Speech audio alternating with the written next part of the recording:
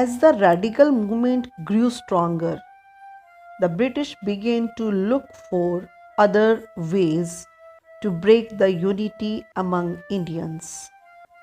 They motivated Muslims to form a permanent political association of their own. On 30th December 1906, the All India Muslim League was founded and Aga Khan was chosen as its president. The main objective of the League was to protect the rights of Muslims in India and represent their needs to the government. The formation of the Muslim League is considered to be the first fruit of the British master strategy of divide and rule. Muhammad Ali Jinnah later joined the League. The struggle against the partition of Bengal had united the moderates and radicals, but it was not permanently.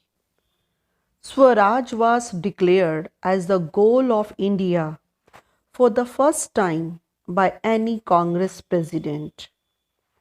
The moderates were of the view that Swaraj should be attained through constitutional means.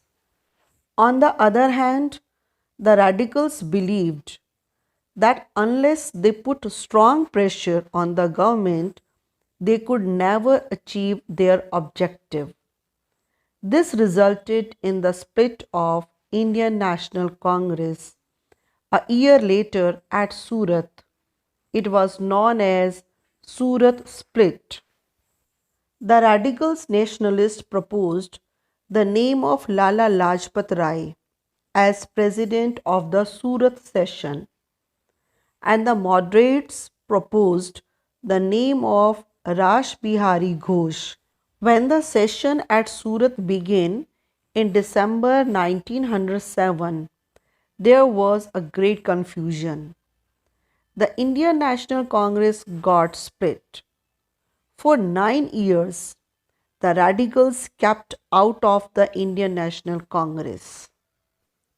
Morley Minto reforms. The Viceroy Lord Minto and the Secretary of State for India, John Morley, realized that mere repression would not end the trouble caused by the partition of Bengal.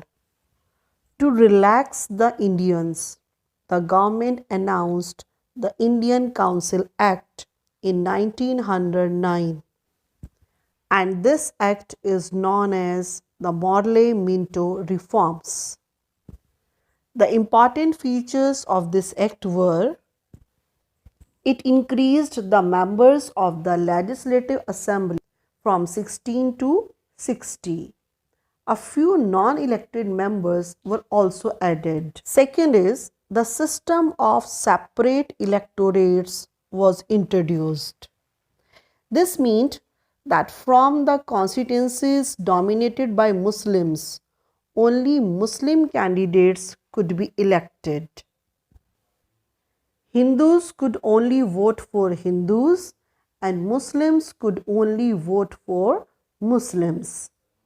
Many leaders protested against this communal electorate policy of the British. This principle was filled with mischief. It struck a fatal blow at the unity of India. From the day of that decision, the country knew no communal peace.